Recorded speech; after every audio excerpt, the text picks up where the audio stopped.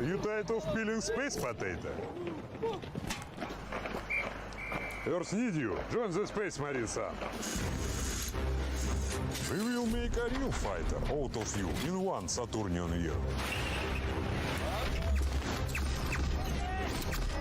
Aliens landed on this island and infected Cell Matrix robots. Your mission to find and take aliens alive.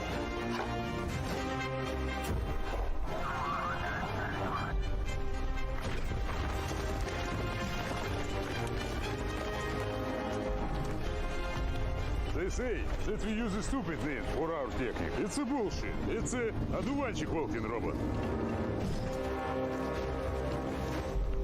You must help Egypt's dynamic scientists to collect materials for lab tests.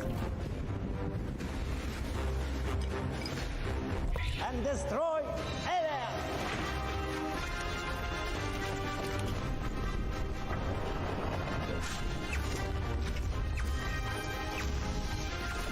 How's your duty going on, sir? Keep it up! Join us in future war. In PUBG Mobile.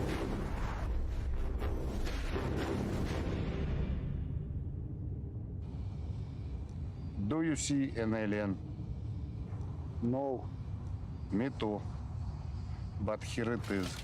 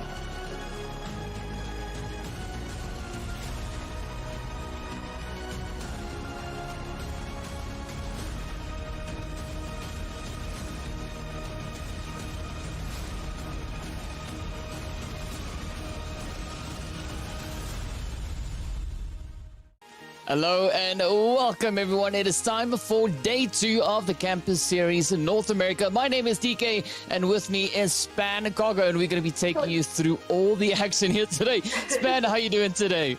I'm doing great. Can't wait to see how these teams are going to perform today from yesterday. There are a couple people that I feel like we have pretty high expectations for, so curious to see if they're going to be able to continue them.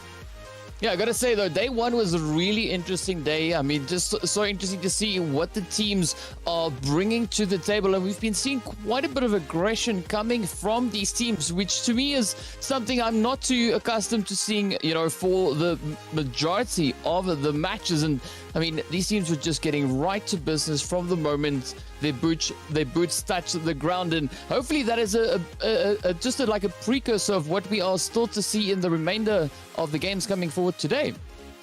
Exactly. I'm hoping a little bit today that now that they've had a whole day to figure out where people drop. I know they only played each map once. Hopefully today's going to be a tiny bit different and that they're going to be able to drop a little bit further away from each other, because that usually sets up for an even more interesting later game.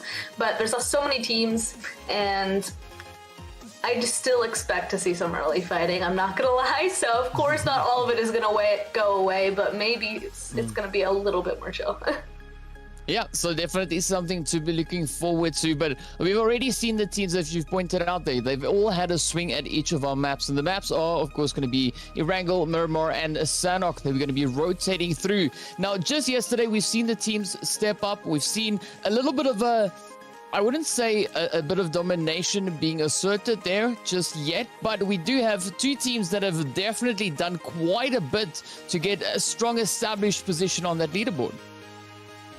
Yeah, I mean, it's the two teams that I kept freaking out about the entire rest of the stream, I'm not gonna lie. It's V for Vendetta and Vietnam Esports, so it's those teams that I specifically want to see if they're going to be able to continue their performance there. Way ahead of some of the teams below them, but I mean, there's some performances from the teams below them that I think maybe they'll be able to catch up. But we'll have to wait and see. 3 matches isn't too much to be able to catch up by, but I do think it's possible. Well, I think we need to have a look at our leaderboard to just see where the teams are, just to get a bit of a reminder as to what we've been seeing coming in at the back of that first day, and we'll just check whether or not we can get that in for the time being. But of course, as we've been alluding to, we saw quite a performance coming in from V for Vendetta as well as the Vietnam Esports, sitting with 63 points and 51 points, occupying first and second place. And then that gap that you were talking about is the difference between that third place and second place being 25 points, give or take 1 or 2 points there. But that is quite the difference, and that is almost double.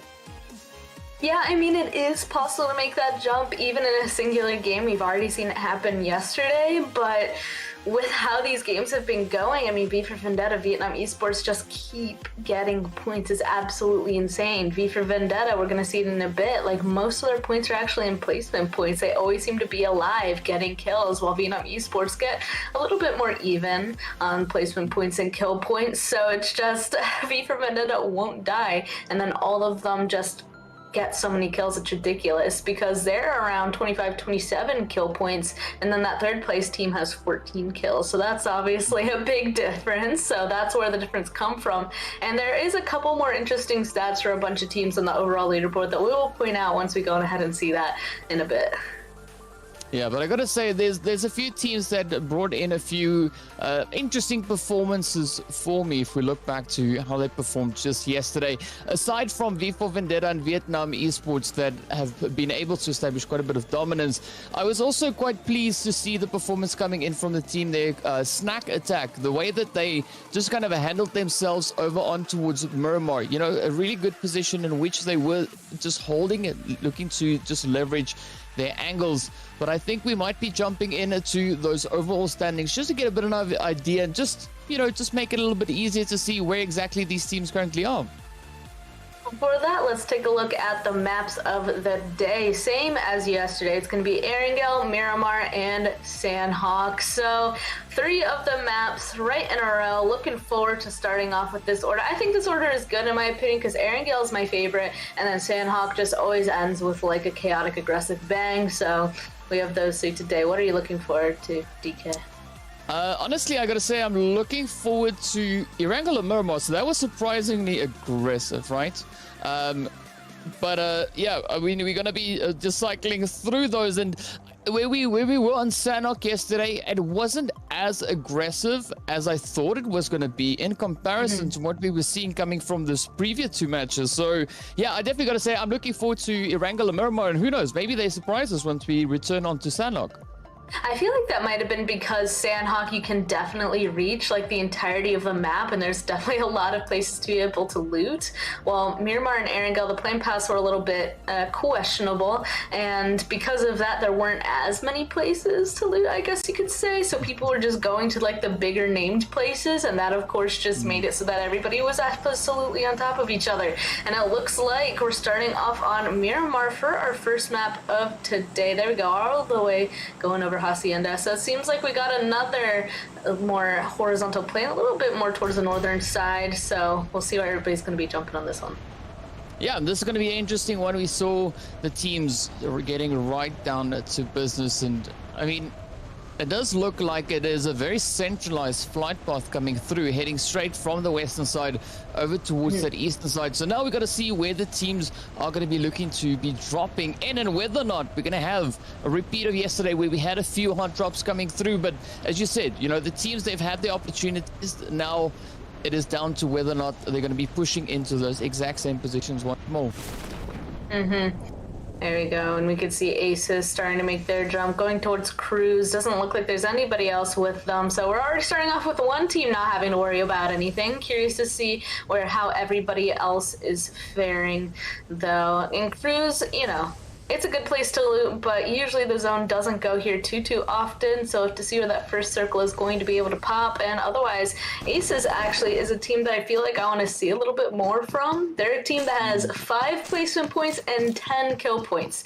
I wanted to point that out because obviously the majority of their kill points are coming from kills, so they're a tiny bit more aggressive, but also that being said, their total amount of points is only 15, so it looks like they need to be able to stay alive a little bit longer, get more placement points, and since they're so capable of getting those kills, the longer they stay alive, the more kills they'll obviously be able to get. So Aces currently 11th with 15, got to go on ahead and get a little bit more. Yeah, and then of course we got Monday just up ahead there of Monito.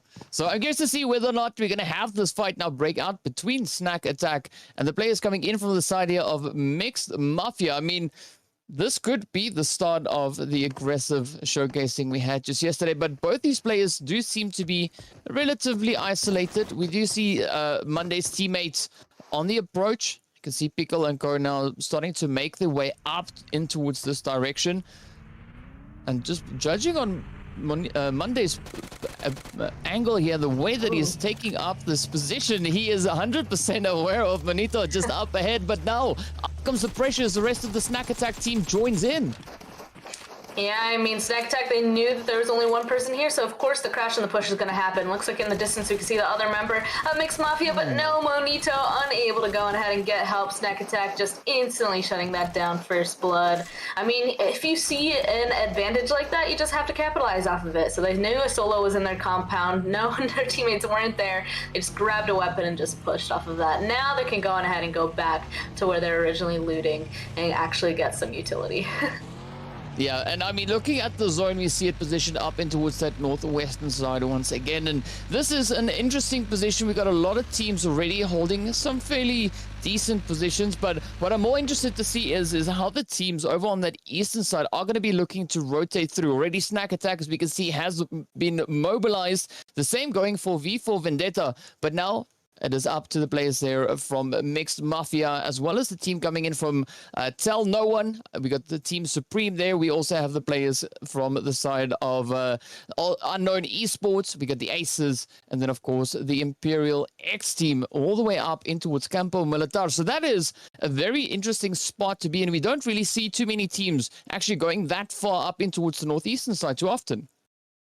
No, not too often, but when they do, obviously they're definitely going to have a nice rotation to zone. They can just stay on that big northern road and make it into Cobb very easily. A thing I'd like to point out, though, is El Pozo Yesterday, they had like 3 or 4 teams inside of El Pozo, and this time it looks like people kind of took notes and realized that they don't want to be there anymore. They definitely realized Pozo was a little bit hot, but because of that, everybody decided that. There's nobody in Pozo today. So that means everybody was a little bit more spread out. So that's interesting. Since the zone went over here, if the zone continues to go around El Pozo, it's kind of whoever's going to get there first is going to be free. So let's have to wait and see. It also looks like, I believe that there was a fight in Monte Nuevo here as well, but this time it looks like Be My Loot gets it all to themselves. Yeah, it looks like a decent position to have. I mean, it is also pretty close to that center position within zone, but N1Z just up ahead towards that northern angle. It's definitely going to be a bit of a trying angle for them to hold, as we know there's a few exposed fields just north of that Montenuevo position, but who knows, maybe they have taken position up in towards the compound. So we'll just have to wait to see what is going to come from the rotations of the teams yet to make the way into zone. Yeah, we'll have to wait and see. I mean, if they go straight in, it's going to be a little bit difficult, so I wouldn't be surprised if you start seeing people make a more rotation up to the northern southern side. I think that's exactly what Mixed Mafia was just doing.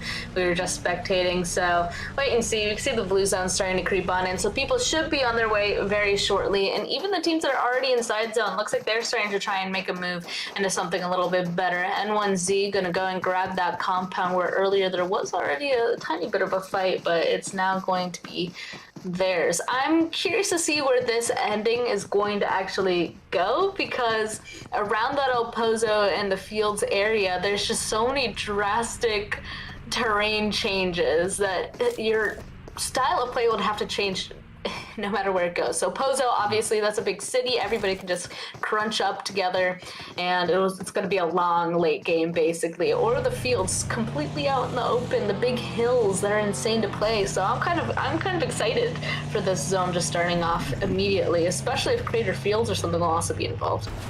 Yeah, that could definitely result in a very interesting position for a lot of these teams. Now, speaking about positions, we see the team here from the Chosen looking to push a slight tad bit more into that center position as well, taking up an angle with a good line of sight on towards those fields down below. With them, of course, we do see the players there from 007 Esports just holding on towards that northern side. And I mean, the teams are definitely starting to filter up in towards the zone. The players there from out of Nepal, I mean, they're still holding over on towards that western side. I think that is a good starting position. Not a lot of loot really for them to make much use of, but it is a good position to have looking at where the rest of the teams currently are positioned. Well, did you see what the Chosen were doing right there? They had, the first person we were spectating is on the western mountains starting to climb up, and then the other teammate was on the eastern mountains already basically at the top of the mountain. They're splitting that big, like, ravine, like, down the middle of them that has that big road, just staying up on top of these huge mountains to really get a vantage point. They're going to be able to see basically, like, everything inside of the zone for themselves. So that's an interesting choice. I want to see how that's going to come across. I mean, they literally have information on everything inside the zone right now because of that split. So I'm gonna have to see how that turns into knowledge later on, no matter where the zone is gonna pop. But second thing, I'm a little bit surprised by how long some people are taking. A lot of people are actually taking some blue damage. A little bit surprising, but obviously all of them are going to be getting inside zone. It does look like maybe around that Minas area we're about to see two teams collide, so that's a bit concerning. Yeah, I have to agree with you on that. I mean, you ideally don't want to be fighting out in the blue. You want to try and get those positions sorted out within the zone itself. And speaking of the teams positioned out into the blue, it is, of course, Team Unknown. That will be one of those teams still having to rotate up in towards the zone itself. You can see Toxic also taking a little bit of damage while pushing forward, but the zone is going to be popping up once again. Now centering up beautifully over towards El Pozo. And this is where I'm curious to see if the teams are actually going to dare to venture into El Pozo or if they're going to just stay on the outskirts. Honestly, like some teams should definitely stay on the outskirts as long as possible because those are way easier to actually be able to move around on. Right when you go into El Pozo, it's kind of difficult to get out of it. But also, whoever goes and starts grabbing some El Pozo buildings right now, there are definitely a few that are stronger in this circle than others. And the teams that are going to go ahead and grab that, if it does go El Pozo, like they're going to be set the entire rest of the game. So I think it's going to come down to how each individual team wants to play it. So it'll be interesting to see, needless to say, who's going to go on ahead and prefer to stay more on the mountains around it, or who's going to send it straight on in. Yeah, and it does seem like 007 are going to be having a little bit of a challenging start to their day here as they've only loaded in with 2 players. And a very similar thing can, of course, be said for the Chosen. The Chosen also now coming in with only 3 players on board. So it definitely does affect those strategies as the teams come in with those lesser numbers. But it is what it is. You know, this is Battle Royale. You got to step up and try and make the most of what it is you've got to work with. And already we see some fairly interesting maneuvers as the Chosen are looking to push even further forward. Right up ahead of them, of course, is Elementrix. Elementrix, super scary. This is another team I wanted to go ahead and point out. They're currently in 4th with 5 placement points and 21 kill points. That is insane. That is the 3rd amount of kill points out of all the teams. They barely have any placement, but we know that they can kill, obviously, with those stats. So this is a team, honestly, that I would not want to be going against. Obviously, they're very kill-happy, fight-friendly, because they've been being taken out so early, yet they're getting all these kill points. That definitely means they're getting in a lot of early fights. So it looks like the Chosen might be kind of bringing it to them. At least they're able to pick up a crate. They only have 3, but now kind of 3.5 because it got some 3 gear. I don't know. Hopefully that's going to go ahead and serve them. And you can see Sarkar, he heard the vehicles. They're scoping it out. They want this fight. Oh, but he goes down. Yeah, this is the start as the players there from the Chosen as finds the first few shots traded off on towards Elementrix. Of course, up comes the rush. Now the pressure's going to be on. It's going to be a 3v3 for control of the mountaintop. You can see Hansi just holding back, but up comes AZ looking to move in. He sent out the mollies, looking to apply the pressure. Will he find the angles? A beautiful explosion, finding a little bit of additional damage on towards Hansi, but AZ now trying to find the angle. Does pick up the first confirm. Is going to be able to get the next one in exchange. Oh, beautiful strafing as the Chosen just push up so aggressively, not wasting a moment. Well, it looks like, unfortunately for Elementrix, they're kind of caught off guard there. They also have 3 members, and Godfather, he stuck down these rocks. He couldn't have gone and helped out his teammates. And wait a second, Vietnam Esports eliminated the first team out with 0 kills. I'm actually surprised by that one. What happened? They're a current 2nd place team, but first of all, it looks like the Chosen are gonna also eliminate their own team, Elementrix. So that is already our 2nd and 4th place teams out of the game. That's insane. That means that some of these other teams have the opportunity to catch up. Yeah. I mean, and now I'm starting to wonder if yesterday could have potentially have been a luck of the draw, just those positions working out favorably for the teams. Currently finding themselves a little bit higher up on that leaderboard as we're seeing an absolute banger performance now coming in from the teams who are looking to chase and catch up, make up a bit of ground. And I mean, what better way to do it with a beautiful set of aggression. Now also the side here from Imperial X currently finding themselves over in towards that 13th place with a grand total of 8 points on board, 5 of those being the placement, only 3 kills being found so far in yesterday's games. We knew that Imperial X Esports were going to be making a big northern rotation. We can see them slowly making it up there. They're taking some damage. And of course, the fighting will continue. V for Vendetta, if this team goes out as well, our current 1st place team, that everybody really is going to have the opportunity to catch up. Because we know we have 3 more games today. This is only our first one. V for Vendetta currently with 63 points from 3 matches. That is disgustingly insane. And we can see that the hex zone is actually going to pop. It's going to go more towards the northwestern side of El Pozo. So all the people that decide not to go into the city are probably happy about this, as Daddy gets caught out by Clear. Yeah, the players here from N1Z looking to make a bit of a comeback. Currently sitting up into 6th place, but of course Clear gets knocked right on down. Now we look to see what the rest of the team is going to be doing. Oh, the spray is trying to come through here from IQ 500, but is it going to be enough as we see the aggression now being dialed up? V4 Vendetta looking to push even further forward. Does get a beautiful trade-off with that. Oh, the players here from the side of N1Z really starting to fall, and now it is up to Tay to try and push in Pain quickly.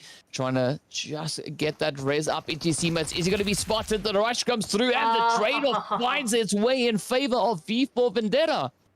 That was honestly like a really nice distraction. Payne barely got touched. His teammate, though, he's going to be on his second knock, which is unfortunate, but that does mean V for Vendetta survives. They're probably going to be able to get those reses, and now there's fights happening elsewhere. I don't think there's anybody else close enough that would want to continue that fight, so that's lucky for them. And now Supreme versus Aces. We can see that Aces doesn't want Supreme to get close whatsoever. They're going to share the same ridge, and, well, now it's just a matter of who's going to spot who first with those very tiny ridges.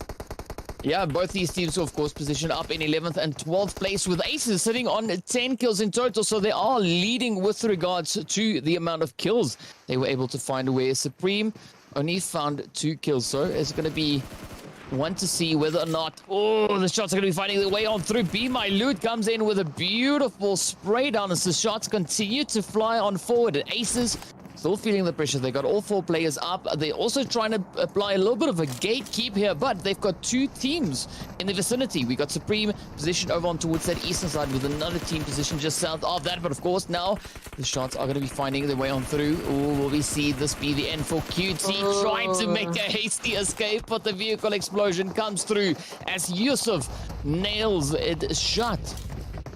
That one was kind of, that one was expected there, walking onto a very open field, but of course 007 now trying to fight Aces. Aces has to figure out where they want to go. Do they want to continue on the northern side, go inside the crater and get inside zone that way, or are they going to fight to the south? Of course 007 is there, so if they go that way, that's an immediate fight. If they go north, they're going to be out in the open a tiny bit, and maybe the people inside church will take a fight with them. So we'll see what ends up happening. Right now, they're definitely going to be waiting as long as possible because they are on the slow closing side of this zone. Oh, and it looks like Unknown Esports are going to be making a move up here too. If they wait long enough, maybe a fight will happen between them and 007 soon. Oh, but look at that map though, Span. This is going to be an absolutely crazy zone. As we can see, that zone's just shifting north once again. Of course, we got Unknown Esports looking to make their way up in towards the zone. The grenades come through there from Harmon as he finds a beautiful closing blow there. But now, of course, team here from the Chosen just positioned on the inside of zone, going up against the Aces. Drago and the rest of the team still having to push on through. A good anchor point being set up here now by Drago. But now comes the question, will the rest of the team be able to squeeze in quickly enough before the Chosen start to strike down on them? I'll end up seeing a little bit worried. They're super out in the open. We can see that 19 versus Walker over there in the northern side as well. If they get a spot on that, they're going to be pinched between 2 teams that are obviously going to want those kills. So they're going to have to figure out where to go very quickly. Meanwhile, more teams on the southern side. There's so many teams that we know that this is going to be an active fighting area, and Unknown are going to pull up straight onto V for Vendetta. They were able to survive earlier, but it looks like this time it's not going to be as easy as the rest of Unknown Esports just send it directly on top of them. They knew that that was their fight, those kills to be able to get for themselves, and they just instantly took them out. That's nuts. There you go, the last one found. Well, you, of course, I know you like your chain fighting, but Span, how is this for very consecutive fighting coming in from a lot of these teams? Again, we see absolutely insane shots finding their way onto the screen once more. So the teams get ready to push. Up comes the Chosen, focusing down towards Aces. We can see Yusuf now trying to put in a few hits, but I'm liking this position coming in from Goto and his teammate there, just positioned on the offside, being able to help alleviate a little bit of this pressure.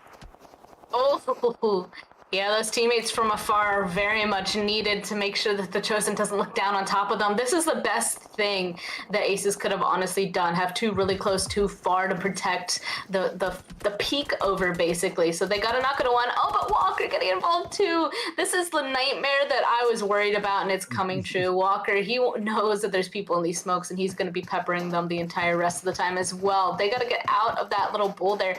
It's not good to be where Drago and Yusuf are right now, unless they're actively preparing to push the team that's inside of the church, which is Team Chosen, or they really have to get just across out of that bowl and get into the compound beside it that we can see that Ninth Universe isn't even using. They're just to the north of it. Yeah, but of course, Ninth Universe now looking to continue their push a little bit further back up in it towards the zone. Meanwhile, Snack Attack's now going to be looking to defend the southern side here, as Pickle does find a quick shot on through, but it is all now riding on Pickle's shoulders as he is the last remaining hopeful for his team. Monday is not going to be rest up, but a good amount of pressure now being applied there from Be My Loot coming from that western side. But again, Snack Attack, they're not alone. We've got another team just positioned over towards the east with so many more up towards the north. And, I mean, Pickle does find himself in a pretty precarious position, but up goes his head once again. The Chosen now losing one more player, and it's going to be up towards Guan Yu now to hold on for the Chosen. That's a little bit confusing. I would have expected for them to try and really put pressure on that northern side, knowing that there was a team there already, but it looks like Guan Yu didn't want to participate in that one with his team, and now he's a solo for the rest of them. This southern side still very congested. Here we go. A lot of fights happening right in front of Trickster from the Hillist, and he's popping the pin off of a nade. He wants to get involved. Who's going to go down? 007, Unknown Esports, we're about to see. Nice knock. The trade comes through, though. And whoever gets this bottom side of this mountain is going to be quite happy, but then they're just going to have to fight right up against those rocks so that those above can't get them. Yeah, it's definitely going to be quite a tricky position. We can see those players here from Supreme Cyber trying to rotate in, but some laser shots coming there from Ultron. The players from Ninth Universe look to assert quite a bit of dominance up in towards the north, but it is going to be a lot of fighting all across the zone here, as we can see the Chosen Guan Yu still perched up on the high ground, and now that span is an absolutely beautiful spot to be in. Unknown Esports is really taking this aggressively as well. They already have 7 kills, and it looks like they're troving for some more. A ton of teams are being eliminated right now. This is definitely the death zone. Too many people for this small circle, especially with how the terrain is. It's super out in the open. Snack Attack also eliminated. They were going to be out in the open anyway. We all saw that he only had a tiny rock to hide at. And now Aces also wants points as well, trying to push on to Imperial X, but the solo will be found. Almost got a not going to go to right there, but he's going to be saved by his teammates. Imperial Esports, in the meantime, eliminated. 5 teams are left. Yeah, and the stakes are pretty high. The Chosen down to 1, and then we've got 3 squads still riding on a full team there. The Hillist also now being down to 3 players, and Guan Yu just holding on to the high ground angle here. This is going to be a very interesting position indeed, of course, depending on where the zone is going to be going, but I'm pretty sure Guan Yu is very close to that, not having too far to travel now to make it up into safety. But the Aces are looking to push forward as they continue along the ridge line atop the hill. But we got the players there from Ninth Universe, also now positioned towards the north. It looks like it could be a fairly simple rotation for them, moving back up in towards the zone. Meanwhile, Unknown Esports, they really starting to set themselves up beautifully here. Yeah, no, they're inside zone. They're definitely set. Aces, they're going to start overlooking them, though, and that's going to be a little bit scary. Unknown, they're going to have to really try and find cover. The Hillist also needs to come out of that warehouse. You can see them already moving, trying to find a place on those ridges. So everybody at this point is going to be pretty much out in the open, except for the Aces. They're going to have advantage for a little bit, being able to shoot at everybody from up there, but eventually all eyes are going to be on Aces as they're trying to get down, and we can already see the nades. Guan Yu, he's not going to go down without a fight. He's going to pester them with some nades. Oh no, but Unknown, we knew that was going to happen. Aces has spotted their next target.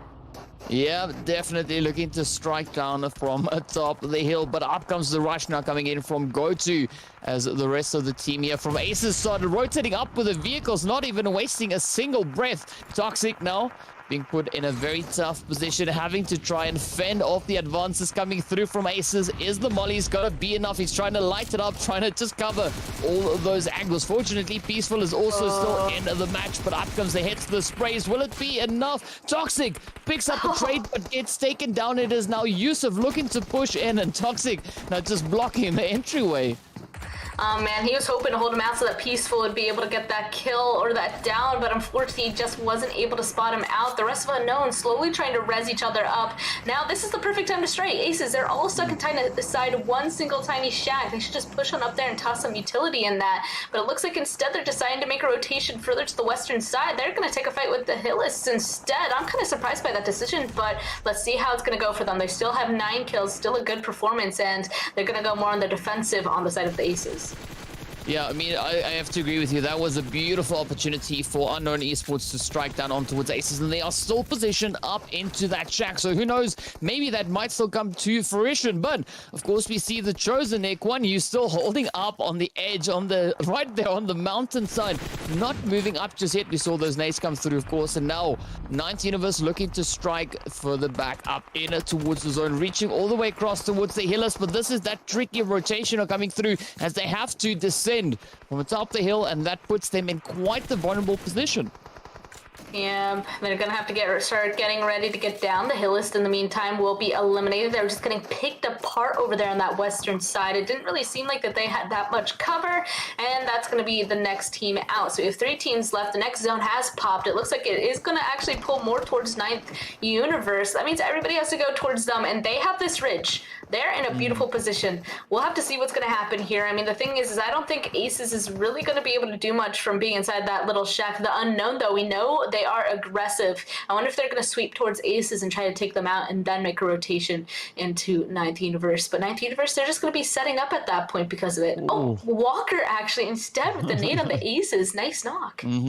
Yeah, I mean, ideally, Aces, they should have rotated out of that out of the shack rather, several moments ago. Now we can see those advances coming in from Unknown as they look to push straight towards them, and this could be that instant regret now coming right towards them. Go-To looking to pick up an easy kill on the outside there, but of course, UV now looking to cook up the nade. Is it going to be the one to close out Aces? Or he sends it off. Will it find the point with that Aces go down to Ninth Universe? Yeah, Ninth Universe, they heard the fighting and they know that there's only 2 other teams left, so they're obviously going to take that as their opportunity. Ninth Universe, they're just going to mop up the rest of that fight. Not surprised to see that. Even if Unknown Esports were able to stay alive a little bit longer, they had to push out in the open eventually. So that was a great win for them. 10 kills, 1,697 damage. That was a good game. Yeah, definitely a really good play coming in there from Ninth Universe, and great to see them just utilizing the position they were given up in towards the zone, looking to play that high ground. And I mean, when they started ascending from that mountaintop, they were able to just get up into behind those ridge lines, you know, securing that rotation for the time being. Unfortunately for them, there wasn't really a team positioned close enough on towards that western side to really spot that rotation coming on through. So at the end of the day, it really worked out quite favorably for them. But I ideally would have liked to see the Aces get out of that shack a little bit sooner, because I think that was their downfall. They definitely put themselves in a shack and got stuck. That's the unfortunate part. I mean, honestly, I'm glad that the Unknown Esports realized, oh, we're just going to rotate right back up to the shack because that's closest to the new zone, because we were, you know, kind of screaming about it. Like, why didn't you just push the shack? They're all inside of there. So the zone popping kind of forced them to do that anyway. And you're right, Aces didn't end up moving. But Ninth Universe as well, starting off today in 3rd place. And our top 2 teams, V for Vendetta and Vietnam Esports, ended up being eliminated pretty early on. So it looks like Ninth Universe is kind of in a mission to close that gap starting on game 1. Yeah, but I think we're going to be in for quite a bit of a ride with a lot of these teams not performing favorably in yesterday's games, now looking to make quite a bit of a comeback. We already saw the players there from the Chosen really stepping up the way that they were moving through. We also saw the players there from Imperial X as well as Supreme really upping those strategies, looking to just handle themselves a little bit better as they make their way through today's game. So I'm curious to see what those match results look like, how many points these teams were able to acquire, and then of course how that then affects our overall standings.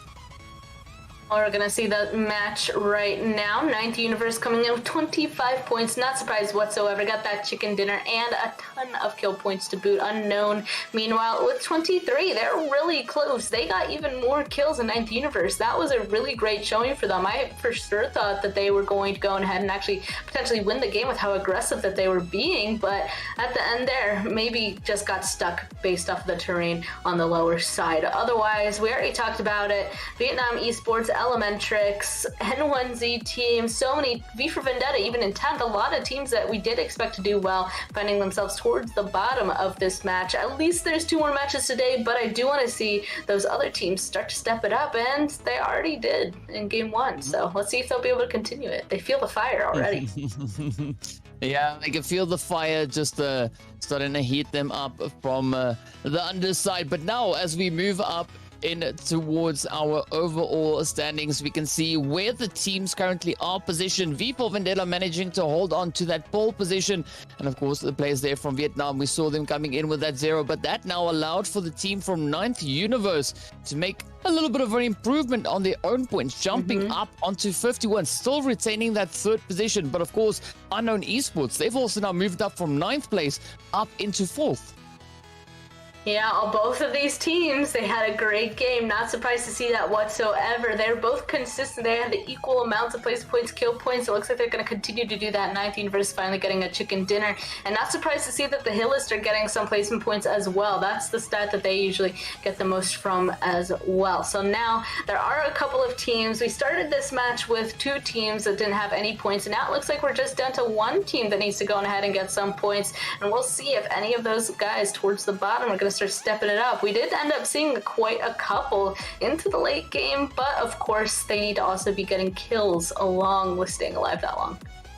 Yeah, I'm quite curious to see at which point the players there from P7 Elites are going to be looking to step up and bring some points to the board there. But definitely some good plays coming in across the board. 007, we did see them attempting to make a bit of a play there, but unfortunately they only started off with a 2-man team. So that does give them quite a limited option with regards to those tactics they can look to deploy. But what's interesting is, though, we've seen quite a bit of chaos come in from the solos there. So I can't see why, you can't maybe have 2 solos from one squad rolling around, just trying to cause a little bit of chaos.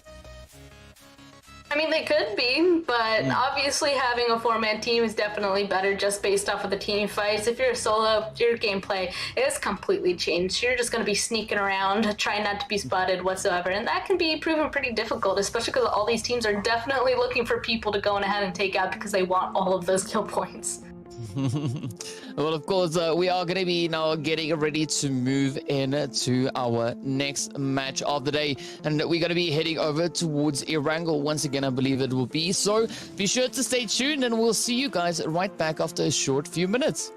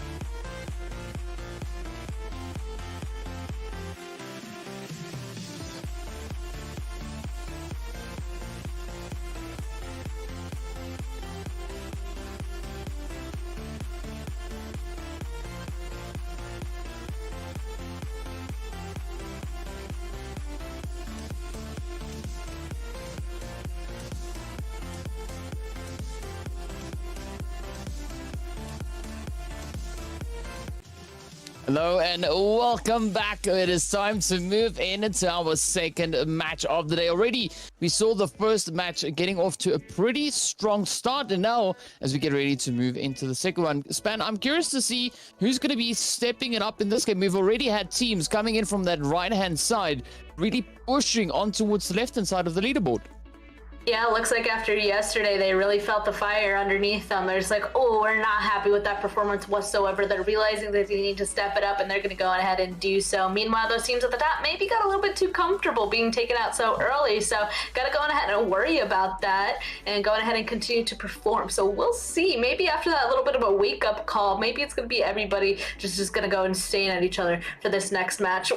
We'll wait and see. But hopefully those teams on the right side of the leaderboard do realize now what they have to do to be able to succeed inside of this lobby. Everybody should kind of be used to each other at this point and know what to expect. So we shouldn't see anybody really struggling anymore. I kind of want to see that team that's currently in the 16th position really step it up in today's games. I'm not gonna lie. Yeah, ideally that is what we'd like to have the teams really bringing through, is, you know, just an improved performance based on what we saw coming in from yesterday. But so far, we already have a little bit of that, as we saw great advance coming in from the players there of Unknown as well as Ninth Universe. Yeah, Ninth Universe, they're now tied for second. We're going to be able to go ahead and see if they're going to be able to go ahead and jump up into second and take that spot from somebody else. So we'll just have to wait and see if they'll be able to have another successful game, because last time it was those top two teams that are definitely consistent. But of course, we already talked about how just one really good explosive game can just completely change everything when it comes to the leaderboard. Yeah, and we saw that happening on our first match. And of course, just a quick reminder of our MVP of the previous match coming through there, Ninth Universe, finishing with a very impressive amount of damage being dealt. Coming in with our first grenade that we actually see on the list here, the first confirmed grenade kill being awarded to Ninth Universe with a good amount of assist and also double-digit kills. You know, that 10 kills was absolutely insane for them. That was the team that was up on the northern side that was just pestering everybody. So they got a really good position coming into the end. I was a little bit concerned at the beginning, like, I don't know how many fights they're actually going to get into up there. But they ended up making it really be able to work when it came to the end game. So they were just patient until they really needed to start being active in the zone. So they ended up playing that really well. So I'm not surprised that they ended up getting the MVP for that match. They obviously deserve it with their performance. Yeah, and of course we saw a nice sneaky approach coming in from Kwan Yu. But if we look at our match MVP, we have the healist Iron Sight coming in with a good amount of damage dealt, picking up 5 kills as well. And I mean, this is like one of the teams I'm going to be watching out for today as well, looking to see what the healers are going to be bringing in. Already, you know, they showed quite a good amount of potential yesterday, and so far from what we've seen, it does look like they are looking to continue with that momentum, looking to maintain a very similar kind of approach and position to what we saw from just yesterday. Yeah, so we'll have to see how they're going to go ahead and improve. I was just looking at that. That's kind of an insane conversion, 5 kills for 631. I mean, obviously that means he was able to confirm basically everything that he was able to put down, because he has 0 assists. And so that was a really good conversion for Iron Sight. So the Hillist, I feel like I'm kind of confused by them right now. We've ended up seeing them a lot yesterday, right? Like, kept appearing up on the screen. They obviously get a lot of placement points, I feel like. But when it comes to kill points, it's kind of confusing in that aspect. Iron Sight, though, kind of turning that around.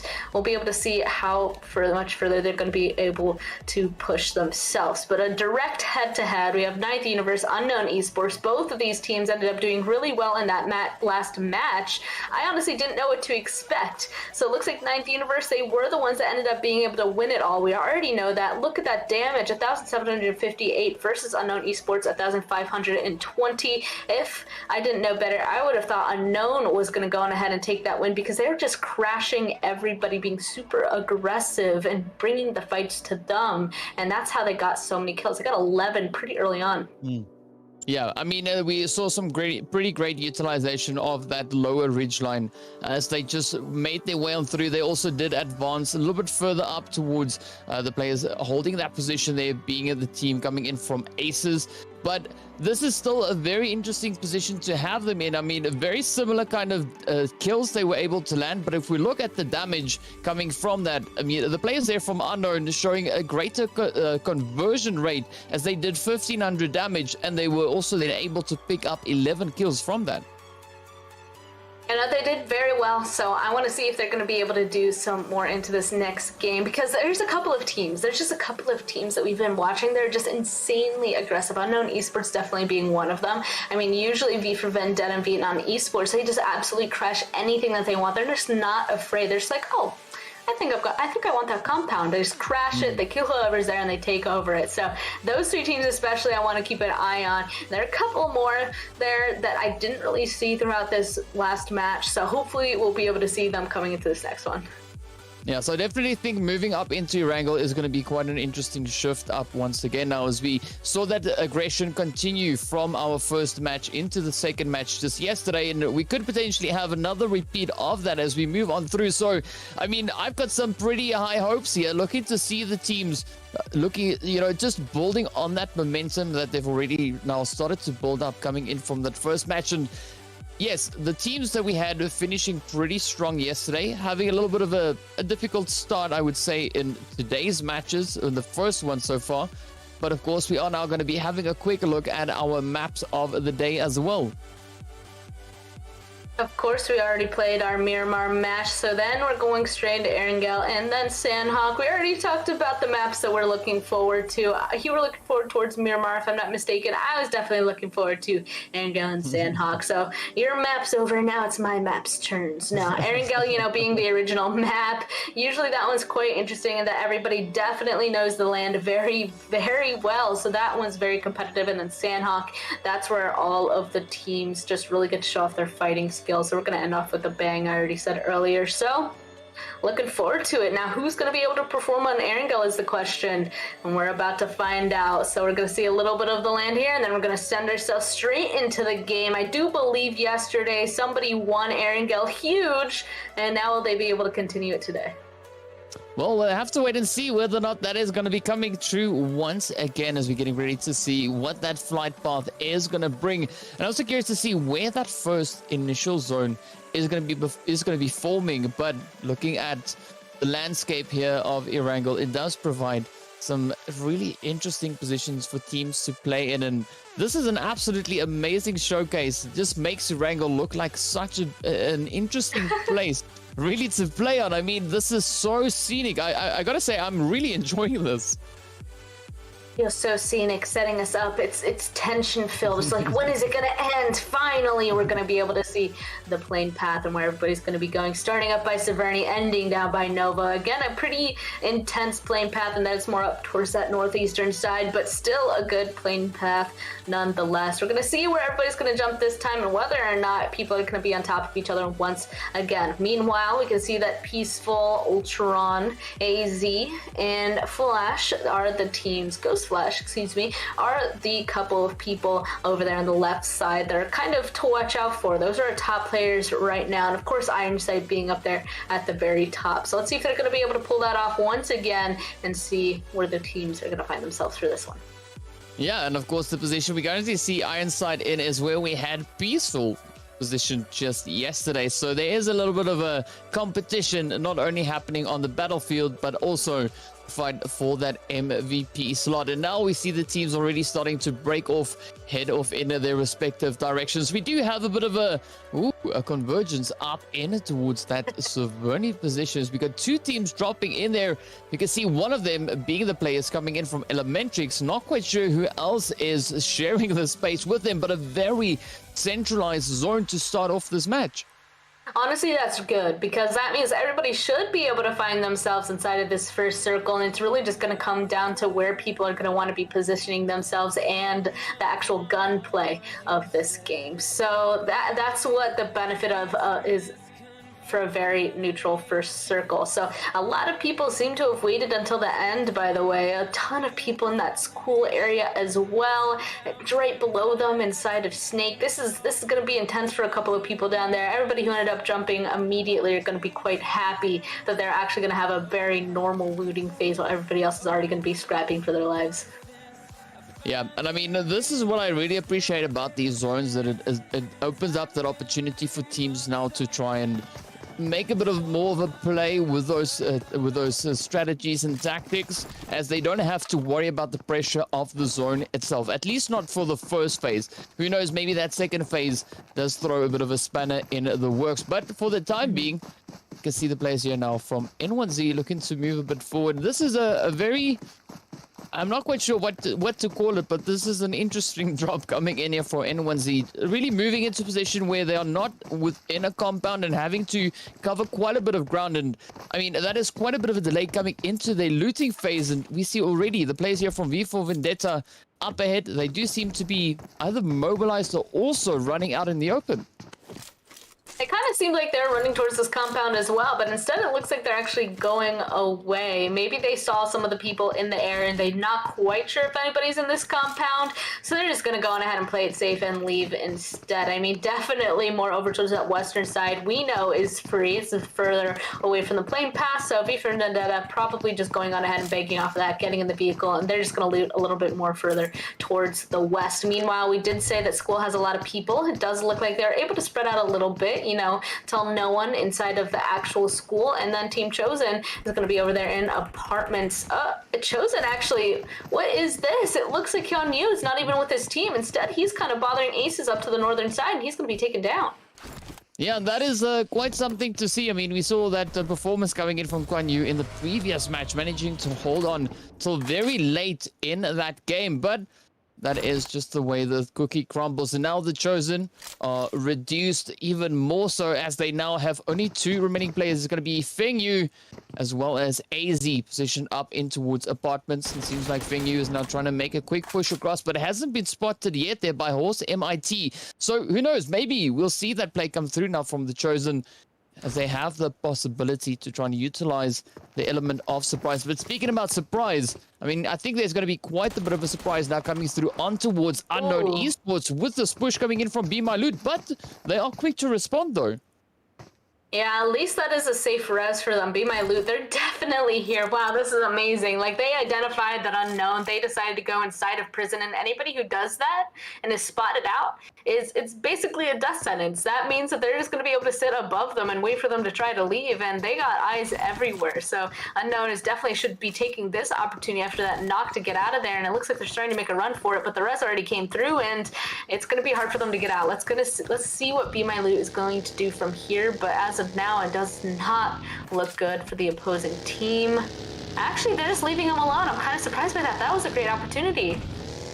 Yeah, there definitely was, but who knows, maybe they could still change their mind and decide to try and, you know, gain a little bit of control over in towards that prison position. Meanwhile, we see a lot of teams still making their rotations through N1Z, as well as the Hellas, and also the players coming in there from 007, looking to venture along that southern coastline. But several points of contention we see. I mean, up towards school, as we had the players there from the Chosen sharing that space with Tell No One, and several more teams now looking to converge potentially onto that point. Ace is still just holding off to the slight eastern side, with the players there from straight out of Nepal positioned over onto west. But up north, things look very, very quiet and peaceful. Yeah, I mean, for right now, I feel like all the fights that has happened has been kind of, they didn't have to have happened, right? Like, everybody definitely still is way more spread out than yesterday. But I mean, everybody in this lobby is just so aggressive that they see people and they want to just take the fight immediately. Definitely focus on their micro a bit more than their macro play, and we'll see what comes of that. Because, like, for example, like the member of the Chosen that was taken down up on the northern side, they didn't necessarily have to start taking this fight with that opposing team. They could have tried to make a rotation out of there and have been safe and met up with their team later. But of course, that is their decision. They probably might be confident that they could take out that one team, but now they're just going to go on ahead and stay in apartments. Honestly, the best place that a duo could be, because fighting in apartments is horrible, so they're going to be safer now. Yeah, so a good hiding spot coming through for them there. But the Hellas, we're going to be seeing Trickster up close on towards that very peer position. The players there from 007, of course, also holding up just over towards that eastern side. But up comes the reinforcements as they now get ready to move a little bit closer forward. That blue zone is, of course, also making its way on in. And looking at where the zone currently is positioned, we see a very balanced closure coming in from blue zone. So no particular team really being in too much danger just yet. They can still afford to, well, at their own pace, rotate forward, not having to be too hasty just yet. But now, of course, Ken is not going to be seeing the tree. The shots come through, and with that, yeah, that tree costing Ken the life there. Yeah, that tree really just took him out there. That is very unfortunate. Gotta look where you're driving. Don't look behind you and drive, people. No, I'm just kidding. That is unfortunate. That is really what took him down there. Otherwise, he would have been able to get away. I mean, the rest of his team at least still alive. Only 2 of them though. Let's see what Hyman and Saber are gonna be able to do from here. At least they're still alive to be able to continue. They're in farm. They're in zone, and of course, everybody at this point should be in vehicles and making a move to get inside of this first circle, and if they're not already in there, since this is so centralized. And I'm curious to see where this next zone is going to pop. I'm feeling a little bit evil, and I'm hoping it's a hard shift up to the northern side, because then the majority of people are gonna have to make a move. Yeah, that I have to agree with you. That is going to be quite the change up for these teams. But now we see convergence of teams actually coming in towards that eastern side. We got the players there from Snack Attack, as well as the team coming in. I'm not quite sure, can't really make that out, but it is going to be a really precious situation for them. Oh, there we go. It's going to be Ninth Element, as well as the team there coming in. Ooh, yeah, indeed. It is also Imperial X with a beautiful shift down to the south now. I said north, it went south. I feel a little offended. No, but I'm interested that a little bit of the island on the southern side is inside of this. Of course, I don't think any team would really want to stay down there. So we can see Vietnam already trying to leave, and they're going to be running straight into 007. Here we go, jumping on in. Looks like Zero's in a little bit of a pickle as 2 members of Vietnam Esports are now making the push. A tiny bit of damage, but this fight is going to continue. Vietnam, they got out so early last time. I'm not surprised that they now want to take this fight. Yeah, we saw a pretty strong performance coming in from them yesterday on Erangel. Now we're going to be looking to see whether or not they can repeat that once again. But the pressure is going to be on 007. Now just looking to reinforce their angles here as we see that rotate, that wraparound play now coming through. But will they be able to get it in? Trauma actually exposed out in the open. Mouse now pushing up onto the roof with that. Trauma does go down to the hand of Zane. The pressure is going to be on. Up comes the rush. 007 looking to clear out the building, even sending out the utilities. Go. And another one goes down. Zero tried making some sort of a push happen, probably to protect his teammates up on top of the hill, but it looks like it's just not going to go their way. There's just one more left up there, and I'm sure that the push is going to come through. Meanwhile, it looks like Shelter's becoming a bit chaotic. Snack Attack, are we surprised to see them in the fight? Not really. And so it looks like they came out on top. But yep, and full-on push from Vietnam. Exactly as we were expecting. And a beautiful nade. Going to have 007 Esports eliminated. Yesterday, we kept talking about how we were surprised. There were like no nade kills, and this time, they've completely changed it around. I'm glad. They're more comfortable using their utility now. Yeah, they heard our prayers come through, and with that, we see the plays here from Snack Attack now continuing their efforts on towards Ninth Universe, but of course, Ninth Universe responding in kind, as we can see a beautiful spray down coming through now from Mace and Walker, as they just find themselves in such a beautiful position, being able to just demolish some of the players there coming in from Snack Attack. But fortunately, I mean, Snack Attack, they have that angle up in it towards Shelter, and there's several hiding spots for them to utilize. Yeah, that's why I think we can see Ninth Universe is starting to just walk away at this point. They did some damage, they're realizing they're not getting some knocks, and they don't know exactly where everybody is, so they're just going to go ahead and back off of that. Maybe they'll decide to hold it a little bit more, but I kind of doubt it. We'll see. Yeah, they're slowly starting to kind of just walk away, get picked up. They're going to prioritize getting in further in the zone a tiny bit more. Meanwhile, the zone's going to continue to restrict, and yet another fight here. What happened here? The Chosen deciding to go ahead and get in the compound that's already occupied by Be My Loot. Just, again, all these teams are so fight happy. Yeah, and that is quite satisfying to a certain degree. Of course, we see the players there from the Mixed Mafia just rotating along that southern edge. So they need to be careful with this current situation at this compound, because if they make too much noise, they could be drawing in the attention of the players there from Mixed Mafia. And I'm not quite sure whether or not they would be in a position, but they're not going to be worried too much, as we can see an absolutely beautiful grenade now getting sent across, finding the knock on towards AZ. Now it is up to Feng Yu to try and hold on. Does find a few shots over in towards some of the players there from Be My Loot, but Nairobi is just continuously sending out those utilities. At this point, I feel like the best thing is to get away. I was surprised that they were taking the fight as a two-man, and now it's just down to Feng Yu, and that's about it. So it looks like at this point, though, he's very much stuck, and he's going to have to complete that fight no matter what. Ice is, meanwhile, going to go on ahead and give a little bit of a surprise to another team, take them out. Mixed Mafia, unfortunately, gets eliminated, and, I mean, Be My Loot at this point, they just need to go on ahead and group up and just full-on push Feng Yu, but maybe they don't know that it's just a solo.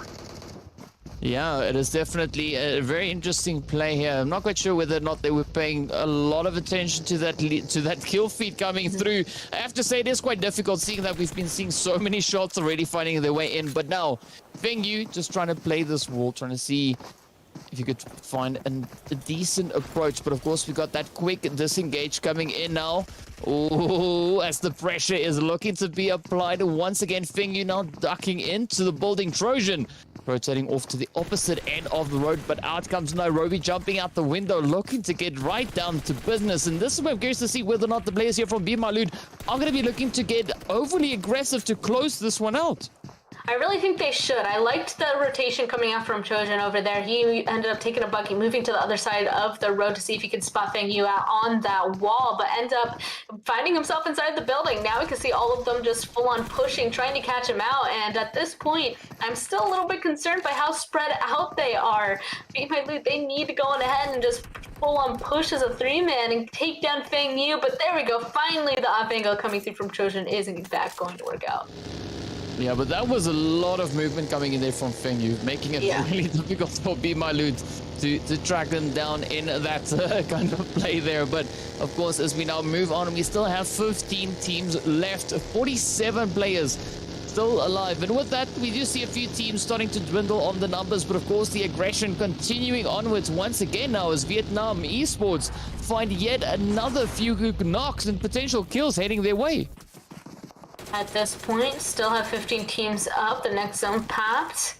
We're gonna see where everybody's gonna start trying to travel to. I mean, this zone is still so big, you kind of can't guess exactly where these next zones are going to go. Usually the second, third circle is where it really gives you an idea, but at this point people are still just playing more on top of the land. Oh, I'm surprised. Look at that. Wait, people are starting to play inside the field already, and it looks like Morris, he kind of wanted to scout that out, sending himself out there. Yeah, he's in the field. Look at that. Ooh, oh. Nice. That is a pretty good play. Yep, indeed. Now it is up to Godfather to try and make that final play. But, I mean, Vietnam Esports just getting so aggressive. Oh, no. Straight to it. What? Ducky, I'm surprised he decided to push that alone, but here we go. Morris, only he can go on ahead and save Ducky, and it looks, I was gonna say maybe he just did, but unfortunately he pushed out at the same time, was able to get that kill.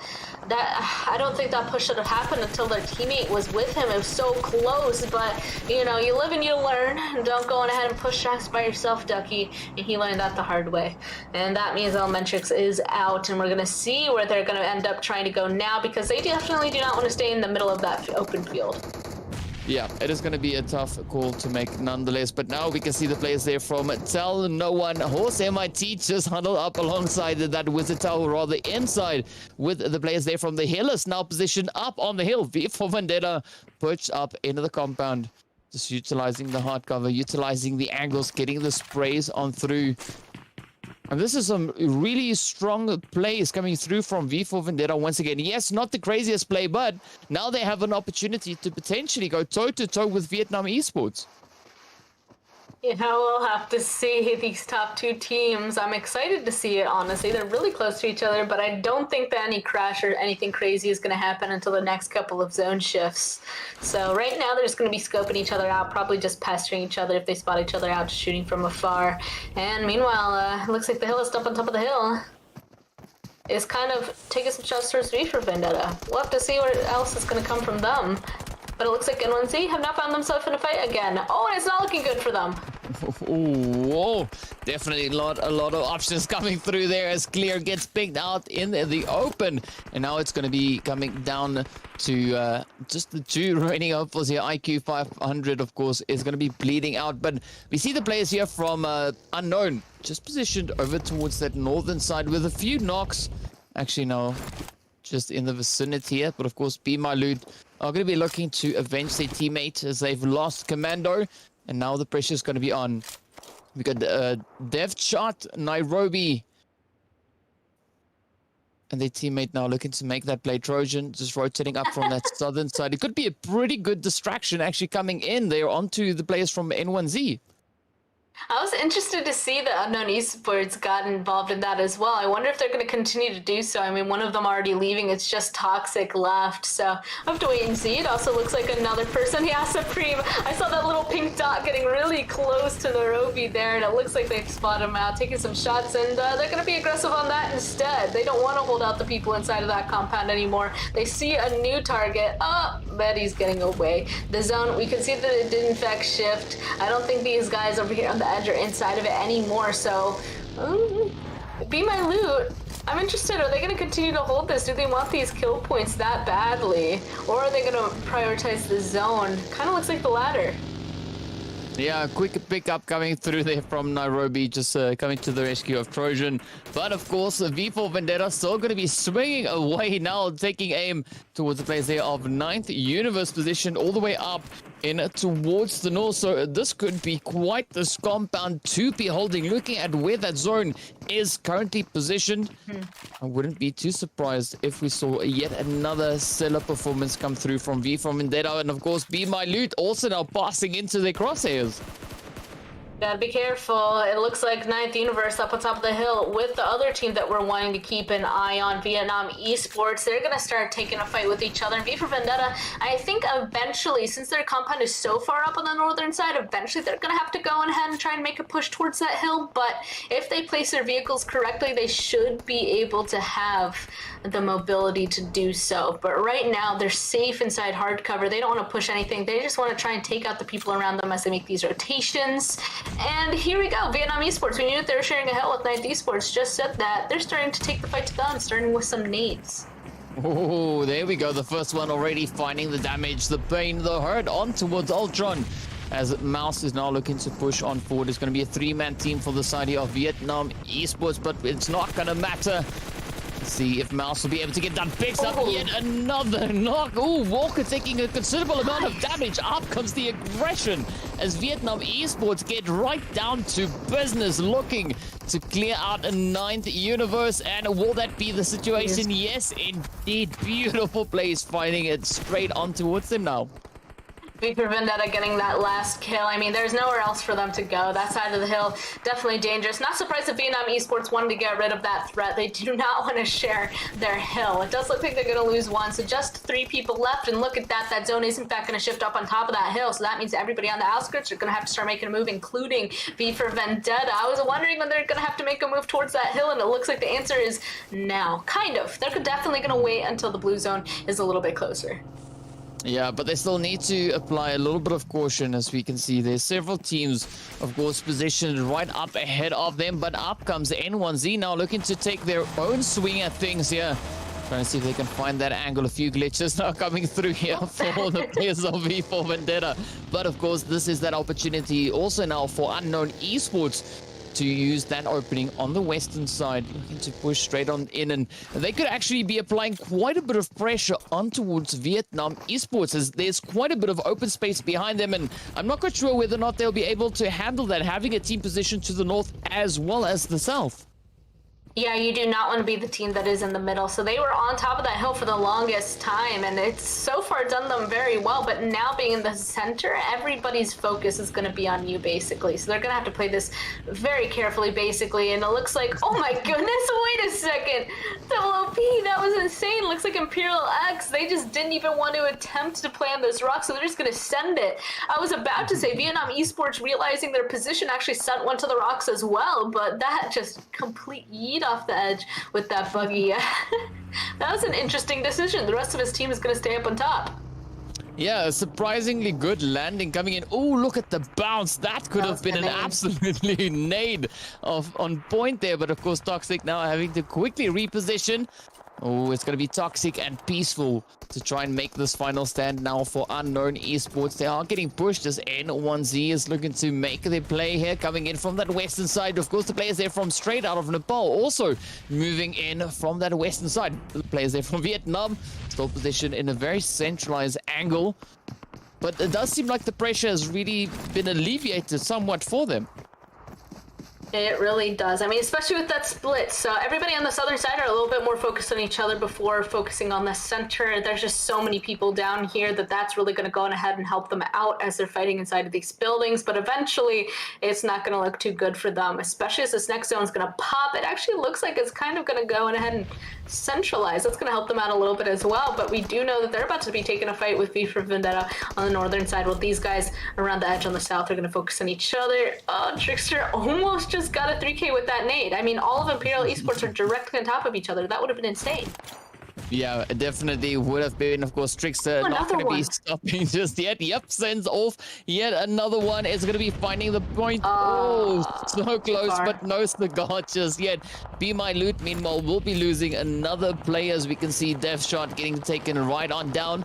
Oh, we do have that bleed out coming through on towards Imperial X, but up comes the shots once again as Trickster is continuing with the efforts. Hits now starting to line up that kill feed. 10 teams remain, 23 players still alive. Not a lot of space really to make much use of, but we see a few compounds still being in play here. Yeah, just on the very, very edge, N1Z is going to take advantage of this hard cover, trying to find out some people on the rocks. The thing is that this next zone shift, wherever it's going to be, like, the entire center is completely out in the open. The only playable area actually is the very outskirts here, so they really have to start getting rid of these teams now, basically, because if they wait any longer, it's gonna be even harder. Look at that. There's so many people absolutely everywhere. Like, the only teams that I feel like are really good right now are Vietnam Esports, because they decided to go ahead and take those rocks, which is a huge decision for them. But here comes Be My Loot, actually about to crash on top of them. Take a look at that on the map, and it looks like they're gonna be able to take on one, but I think there's still another left. Yeah, up comes the last player, and with that, the squad wipe follows in pretty close succession. But of course, Blue Zone is making its way forward, and I'm not quite sure whether or not the players there from Imperial X are going to be able to make it back up. As we can see, Devil OP now just getting knocked on down. V4 Vendetta, however, is still holding a decent position, but of course, we can say the same now for N1Z as they find themselves in the compounds and the only hard cover in the zone. Yeah, they have themselves set up. This is a great spot for them. It looks like on the northern side as well, V for Vendetta is going to be able to hold out. Vietnam Esports, everybody at this point is being taken out. We knew that this was going to happen right when this zone had shifted. Everybody's out in the open. It looks like Toxic. He's able to hide for now, but there we go. It's going to be spotted out by N1Z, and we're just down to 3 people left. There's a solo from Vietnam Esports over there on the eastern side, and then there's these 2 last teams, a 3 versus a 4-man. Honestly, V for Vendetta, they have the man advantage, but they don't have the zone. How will they be able to come across this? I feel like both these teams are obviously very, very talented being towards the top of that leaderboard, but man, we're going to see how their team fighting plays off as Computer actually starts off with a knock onto one of them. Yeah, I mean, one approach potentially for V4 Vendetta here could be to just bulldoze their way into the zone. Of course, Maurice, again, the last surviving player coming in now for Vietnam Esports is going to be looking to just stay as hidden as possible. But this is a good spot here coming in for the side of V4 Vendetta. I mean, they've got the control of the hill. Yes, they haven't yet moved up in towards zone, but they are going to be looking to leverage this position as the blue zone is now starting to make its way forward. N1Z is going to be forced to rotate up as well. Ooh, but look at the setup coming in from N1Z. They know that the players there from V4 Vendetta will have to move off of that high ground position, now just looking to cause as much damage here as they can. They've been in that compound for such a long time that they definitely have a lot of smokes to be using. Looks like right now they're hiding behind that card cover of the tree. Unfortunately for them, IQ 500 can see them at that tree. That smoke isn't quite close enough. There we go. I can hear a couple of more smokes popping. In the meantime, Vietnam Esports will be eliminated. That solo definitely unable to really get anywhere safe without V for Vendetta spotting him out. And, oh, there we go. Nice knock at a Kabir. This could just be N1Z's game because they have all the cover. V for Vendetta is being forced around in the open, so now it's back down to being even, a 3v3, and the nades though start coming through. Let's see what happens. Oh, they do find a little bit of damage, but of course we see Karma now getting traded off as well. Oh, come on, the hits come through from Daddy's side as he picks up the knock on towards N1Z. Beautiful defensive play coming in. But will V4 Vendetta now be able to get ahead of that blue zone, get the position, and potentially steal that chicken dinner away? Yes, indeed, they will. I was like, that's a 1v2. It's not looking good. And yeah, V for Vendetta. We thought that they were in a bad position, but they're still able to pull it off with the chicken dinner. 8 kills, 1,730 damage. I mean, did they need more points? Absolutely not. But of course, they're going to go on ahead and do it anyway. That was really well played by them coming out of that compound. They ended up knowing when to move exactly when they needed to, when they had to. And that ended up really working out for them. Yeah, I mean, they were holding on with the numbers all the way up in towards that late phase. Unfortunately for them, N1Z was in the compound, but they weren't keeping too much of an angle towards that hilltop side. They were a slight bit distracted with the player coming in there from Vietnam Esports holding over on towards that eastern side. So well done to the team coming in there from V4 Vendetta for stealing that winner chicken dinner away. And what a beautiful way to clutch it out. Do not disagree. I am curious though, that fight, that whole circle is very difficult, especially towards the end point. There's just so many people down there on the southern side. I'm wondering, is it a top heavy game because there were a ton of people that are using that hill very, very well to get a ton of kills, or are we going to see the points kind of be a little bit more spread out? There's so many fights happening at the same time that I honestly started losing count on who was getting what points. So whenever this match leaderboard comes up, it's going to be like, oh, okay, so that's exactly what happened, because otherwise there's just so many people on top of each other in the end.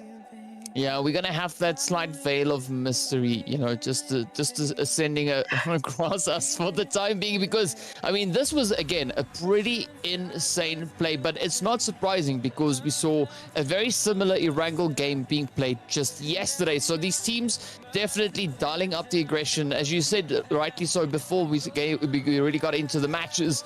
The teams are just so aggressive and they seem to be almost fearless.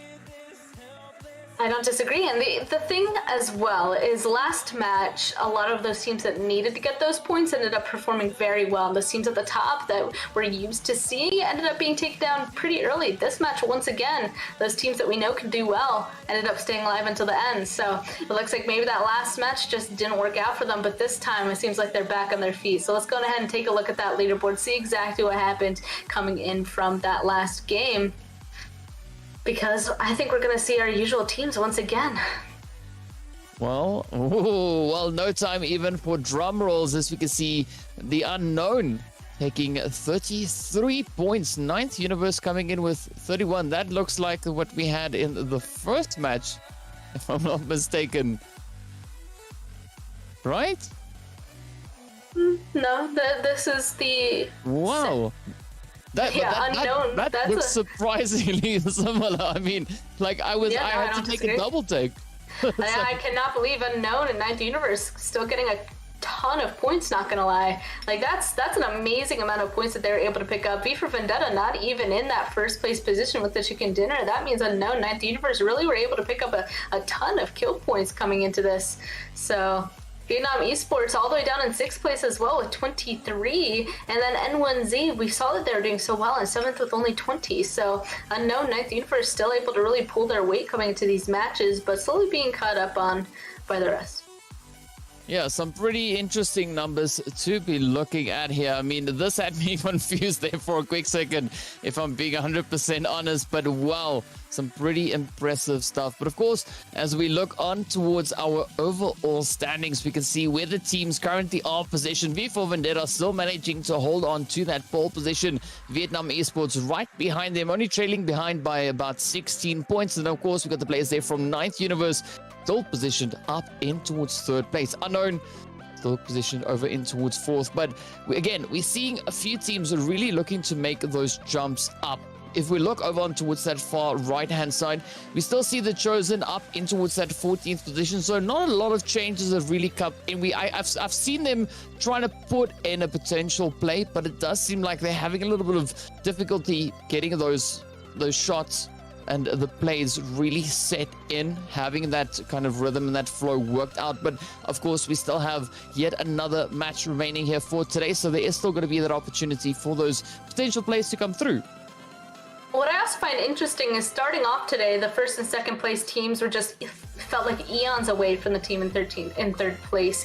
Even they're about like almost 20 points away from each other. Like I said, that is definitely doable in a singular game, but there still was a little bit of a ledge that they had to go on ahead and catch up on. But now taking a look at this, it kind of seems like it's still there, but I gotta say it's a little bit lesser in that 3rd, 4th, 5th, like all of them are way closer together. So it's getting a little bit more intense for those teams up there towards the top. Not the very tippy top, as V4 Vendetta is still holding on strong with 90 and Vietnam with 74, but a lot of those other teams getting closer and closer in terms of points. So it's definitely going to be a battle for that 3rd place, I believe, because 9th Unknown, N1Z, even the Hillists, they've all been performing very well so far today.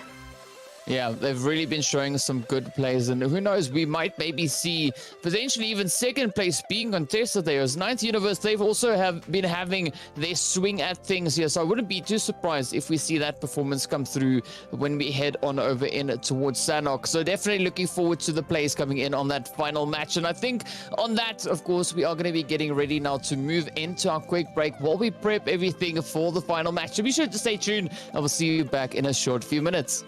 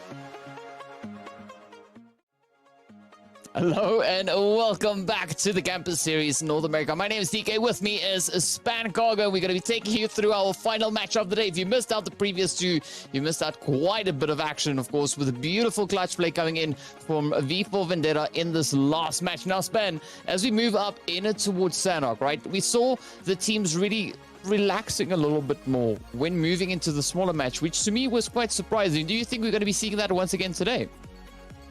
You know, I'm not sure. I feel like this time, I think yesterday, why it was like that is everybody wanted particular places on Erangel and Miramar to go, and it all happened to be the same exact places. On Sanhok, on the meantime, since it was the last match, since you can reach literally everywhere on it, people were able to spread out a little bit more. So coming into today, you did see on both Miramar and Erangel, people spread out a bit more. So I would assume that Sanhok is just going to be played the same way, honestly. They've realized, okay, we're going to spread out a bit more. So yeah, I'm kind of expecting it to be the same, and then otherwise we're going to still have the same usual Sanhok matches where nowhere is safe, and you're always going to be running up on somebody, though, because it is that small.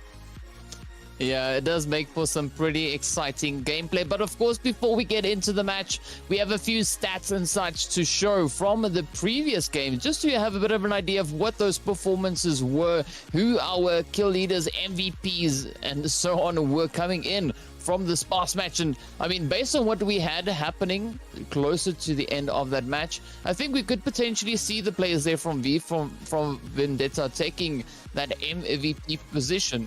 But of course, we're going to be jumping in to see just how accurate I am with the team MVP. And drumroll, please, it is going to be... Ooh, Vietnam Esports. Wow, that is a good one.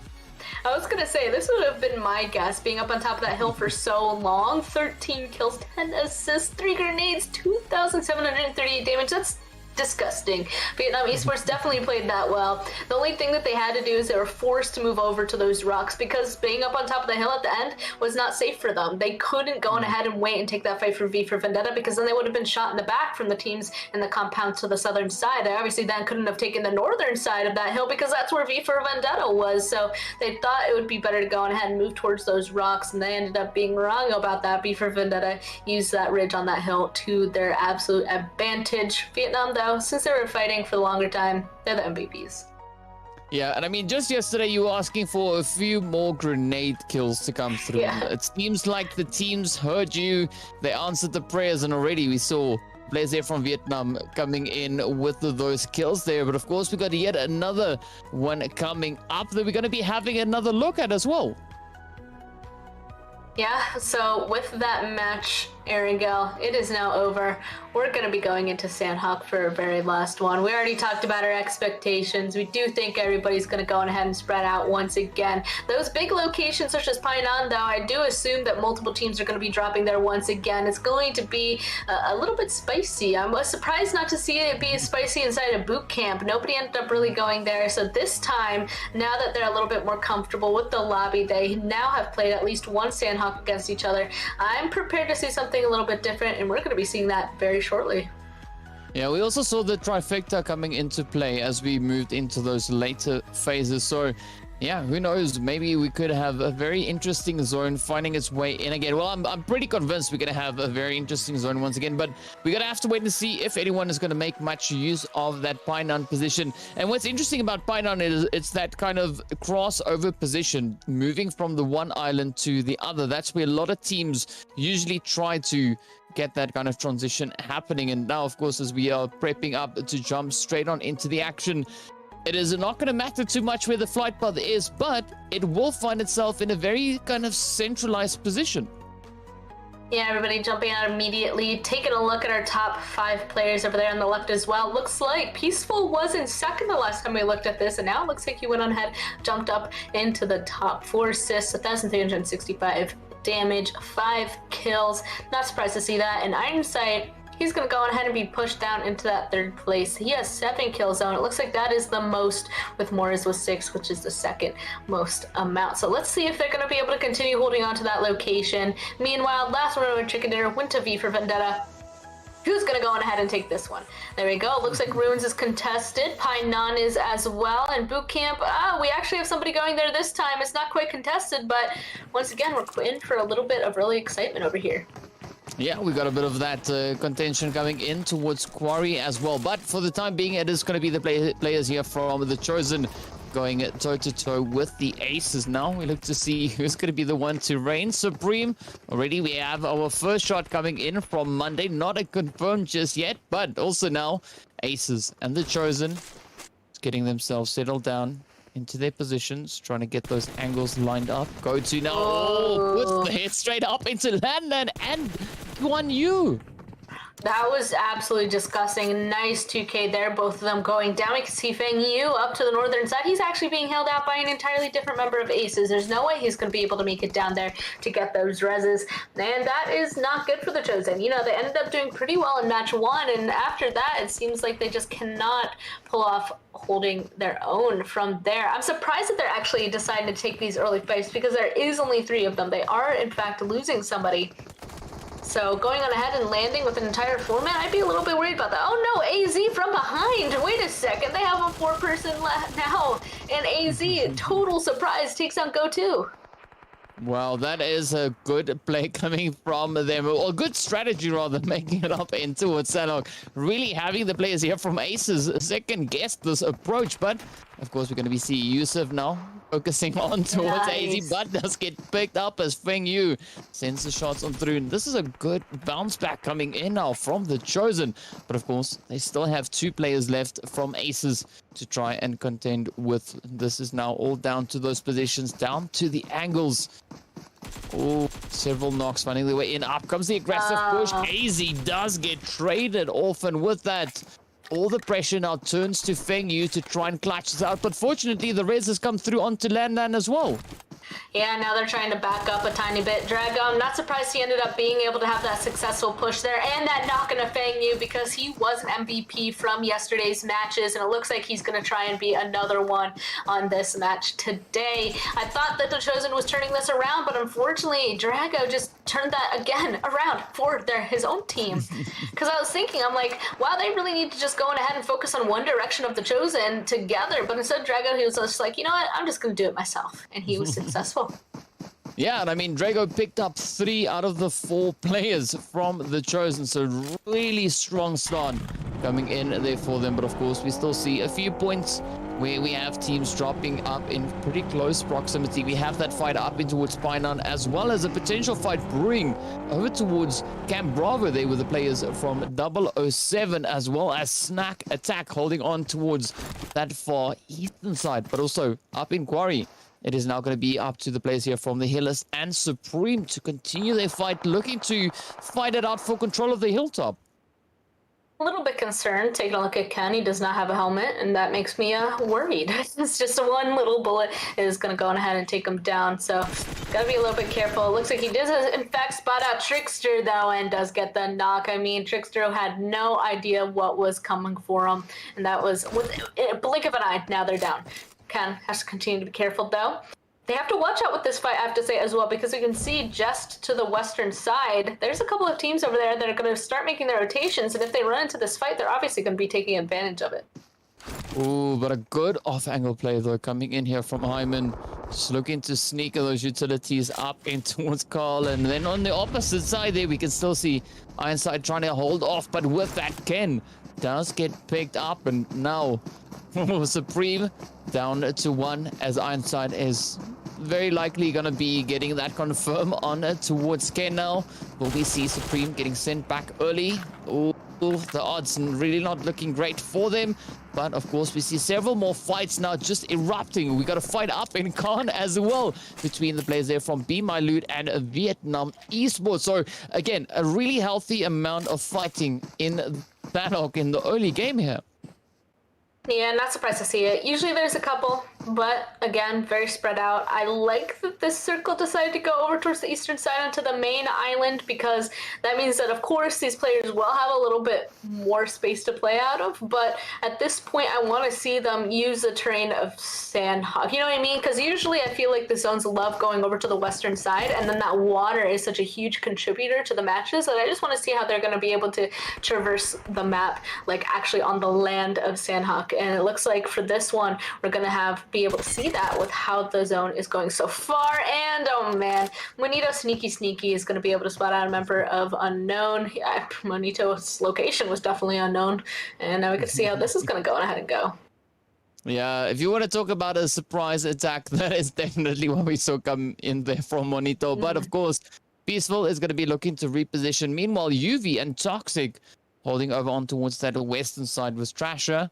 Now just scouting it out, trying to see if they can find any of those potential angles. And this is quite interesting to see two teams actually now sharing the space here up in towards Bootcamp. And this is a healthy exchange for Mixed Mafia as well. As we can see, Trasher now getting ready to push. Monito does take quite a few hits in that rotation, looking to jump down, but UV still keeping a very watchful eye there on Trasher.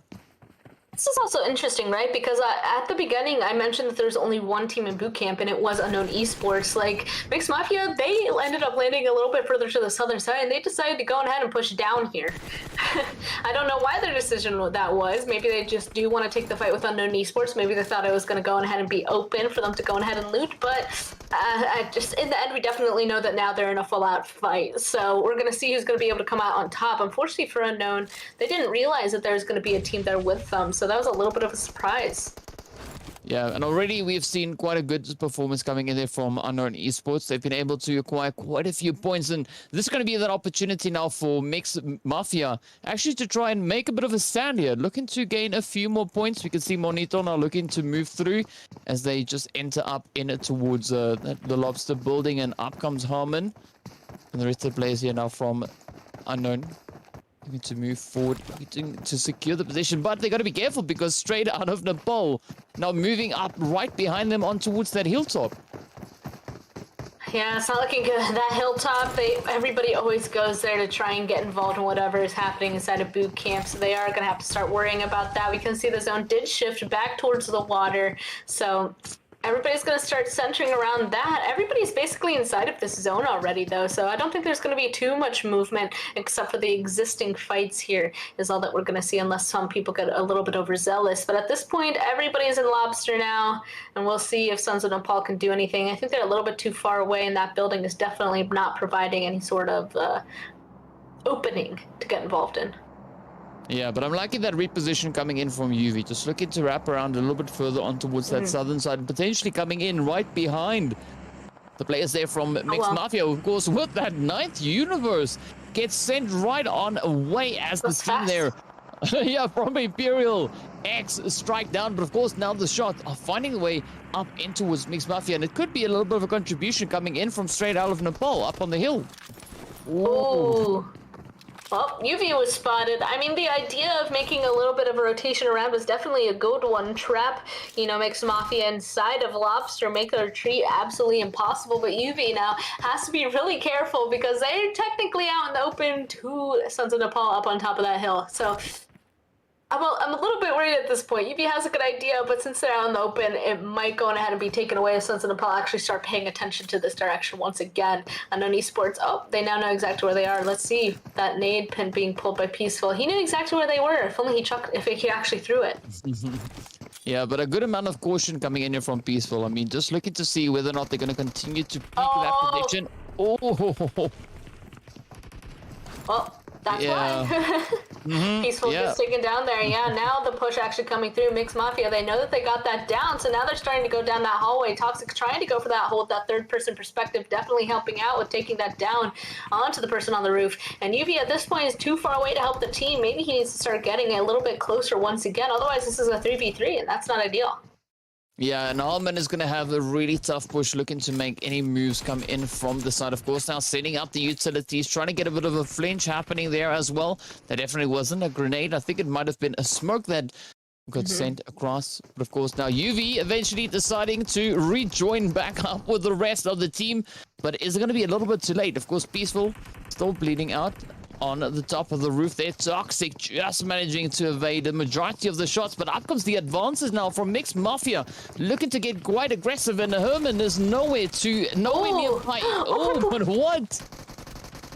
That nice loop around. He goes down from behind. I like that he jumps down. Now it's just down to Harmon, and a beautiful, beautiful entrance from him. I mean, I was going to say, unfortunately, he went down because he was alone, but Harmon, identifying that he needed to get close, ended up being able to save that for his team. So it looks like the team that originally dropped there is going to take that away, and now they just have to get those 2 rests and then be on their way for now. I don't know if they want to stay in boot camp any longer, because otherwise it's really easy to hold people that's in boot camp inside of boot camp. It's hard to get out. Yeah, definitely is going to be quite a tricky one to play there. But of course, we see the healers now up on the hill once again, keeping a very watchful eye on the players here from Imperial X, positioned up within the compound. Already 2 players down for the healers. Trickster and Hollow Sight getting sent away. Now it's up to Ironside and Garl to try and make this final stand, the final push. With that, of course, you can see our kill leader there already being a Drago from the Aces. But looking at the zone, it now stays towards this more western side, centering up almost beautifully on towards bootcamp. And this is where it's going to get pretty difficult for that position in towards bootcamp. But looking at the hillside, we got Aces, we got straight out of Nepal, we got the players there from Tell No One, as well as the team coming in there from Elementrix. And this is going to be quite the pressure position to be playing. Yeah, there's a lot of people directly on top of each other on the southern side, and those 2 teams up there on the northern side as well. So there's too many people that still need to make it inside of this zone at this point. The very center of this map, just to the right side, to east side of boot camp, is basically unplayable. It's just that big water field that's completely out in the open. The only place it's really playable is where the last member of Supreme is. Otherwise, everybody else are going to be going for the same location. So this is really where we're going to see a lot more people be taken down. It's been slowly, teams have been being taken out, but this one I think we're going to see the most. Yeah, and you've been looking forward to that fight coming in between Vietnam Esports and V4 Vendetta, and that is what we see unfolding up in towards the north. Quite a few knocks finding their way up in towards Vietnam. But now Ducky cooking up the grenade, looking to send it over. Also Kabir is going to be sending one out. Does pick up a little bit of damage. Sends out yet another one. So some really good utilization coming in here. The Molly's getting deployed as well. Ducky quickly ducking into the hard cover. But the play is still going to be on. As V4 Vendetta are sitting on 1. And of course the players they coming in from Vietnam are sitting on a 3-man team.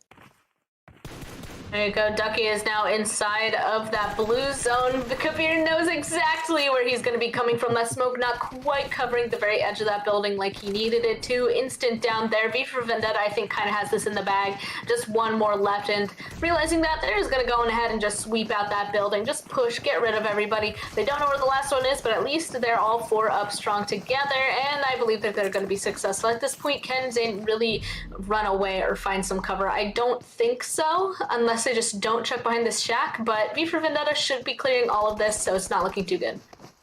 Yeah, this could be Zane getting sent away. Does try to find a little bit of a spray, but unfortunately is outnumbered. Meanwhile, we jump right back on towards the Aces, are looking to push in behind the players here from straight out of Nepal. Oh, it is going to be a reach up towards the Wizard Tower, but it won't be enough as the spray down comes through straight on towards Go-To. Now, let's see if Drago will be able to get the shot done, just ducking back and forth, just wrapping around, dancing around the rocks. You see utilities getting deployed once again, but the pressure is going to be on. Drago just attempting a quick cook up of the nade there, but Fluffy holding the angle. The third body shots now coming straight up in towards the Aces. But a good response is coming in from straight out of Nepal in general here. I was going to say, I was a little bit worried about this fight because there are so many people like right beside them, and you said it, there are in fact third-party shots. So this is honestly the opportunity to go ahead and get involved. Since this fight is so active, they can go and be moving into the position to hold them out, especially as this is slowly winding down. It seems since Nepal is suddenly finding themselves with only one person left up. Aces is really doing this justice, doing this well. It's a 1v2, and no way, Go-To gets taken down. Haku taking him by surprise up on top of that rock. Now it's down to a 1v1. It's very intense, and who's going to come out on top, we don't know just yet. The thing we do know is Haku, he's a little bit further down on top of this hill, and that is not really an advantageous place to be.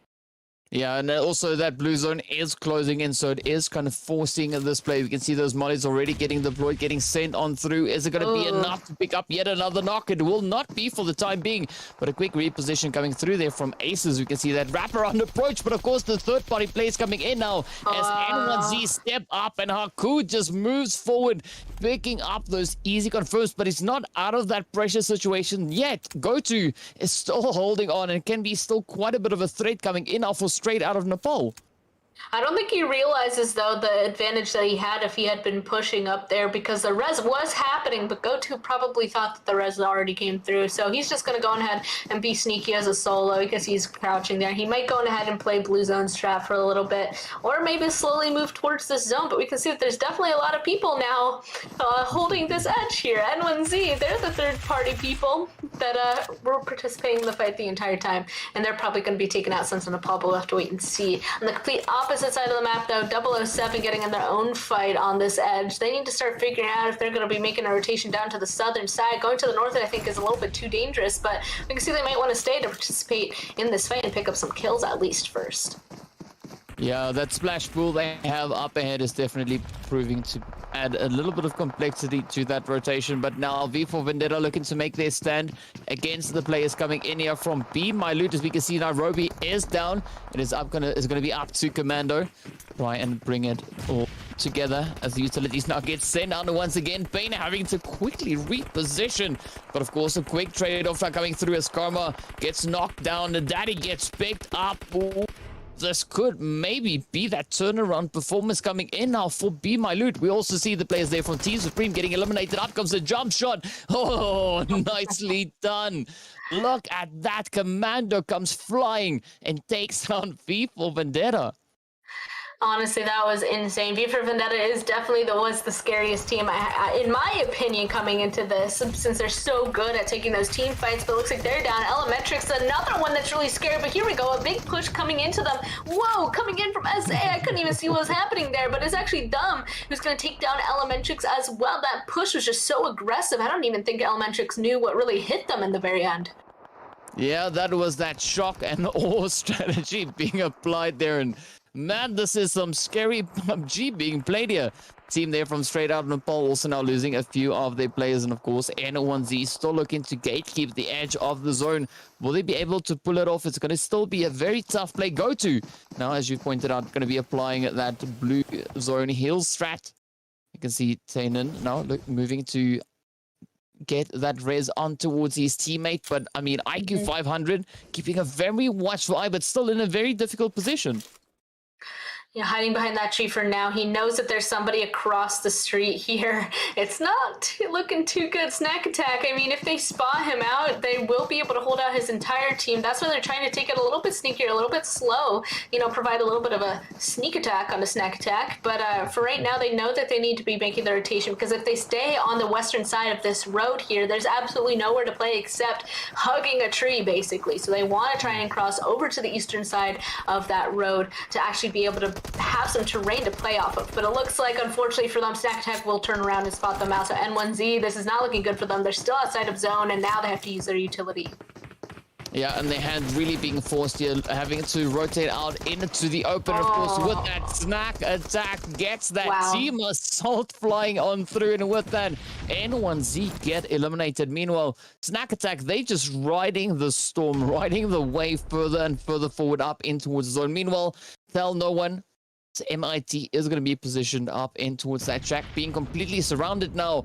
The players coming in from unknown on that northern side, with the addition of Snack Attack coming in from the south. The players there from straight out of Nepal will get eliminated, and we are down to our final 4 teams now. I was going to say, there's only 3 people inside the zone, and there's 2 other people outside of zone, but it looks like straight out of Nepal finally ran out of med kits. Now there's only 1 left. There we go. The last blue zone player, Imperial X Esports, being taken down, and now it's the final 3 that are inside of the zone.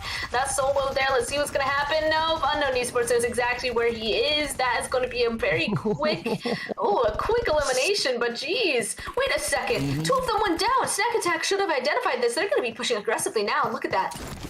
Yep. Here they come, looking to close it up, looking to take home of that winner a chicken dinner. Will they be able to get it? Beautiful arrow coming in here. Palmer, the players of Snack Attack causing so much damage.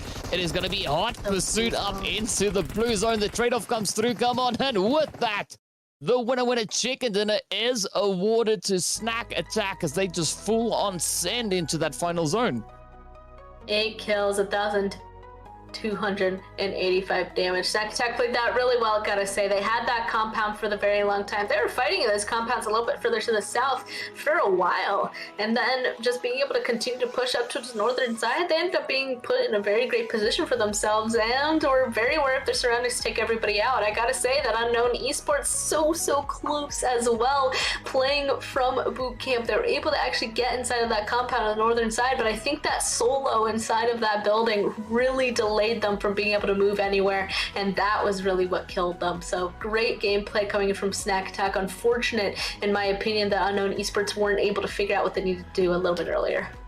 Yeah, I gotta say, that was such a beautiful show of aggression coming in there from Snack Attack. I mean, they moved up, they dealt with the team so swiftly. I'm really not surprised to see them stealing that winner chicken dinner at the end of the day. But I mean, again, the teams have not disappointed whatsoever for the entirety of the day. They just dialed up the aggression, and I feel that they played this Sanhok here a little bit better than we had on yesterday Sanhok.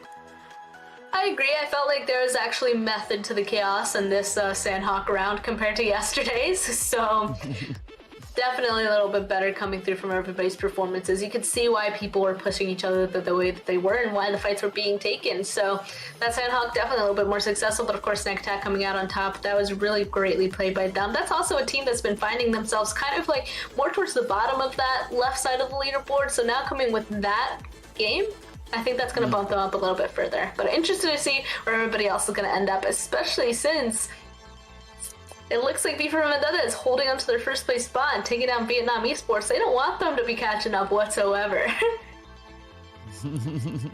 Yeah, we'll have to wait and see what exactly those standings look like. But yeah, I mean, so many teams just playing absolutely beautiful stuff. Of course, we see the players there from Team Unknown sitting on 53 points for today. Of course, Snack Attack sitting on 32. V4 Vendetta also tied on 32 points with a good effort coming in from 9th Universe, as well as Aces just making it up in towards 30. But I mean, this is really impressive coming in from Unknown Esports. They started off the day sitting all the way down in 9th place and already 53 points on the board for today.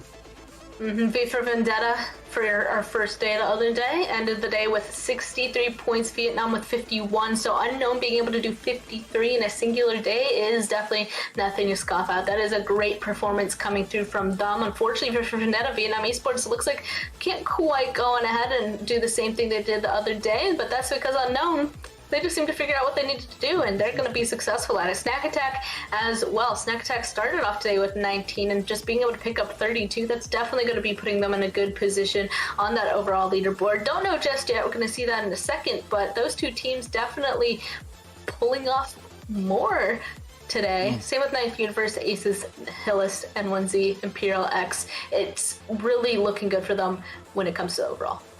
Yeah, it's been a very impressive day here, of course. And now as we move into our overall standings, we're about to see where it is. And with that, the players there from V4 Vendetta managing to stay up in pole position. Vietnam Esports still holding strong in second, with Unknown now moving up above the players there from 9th Universe. And of course, that has been an absolutely beautiful jump coming in there from Unknown, as we pointed out before. Starting the day off in 9th, now pushing all the way up in towards that 3rd position. So great jump coming in from them.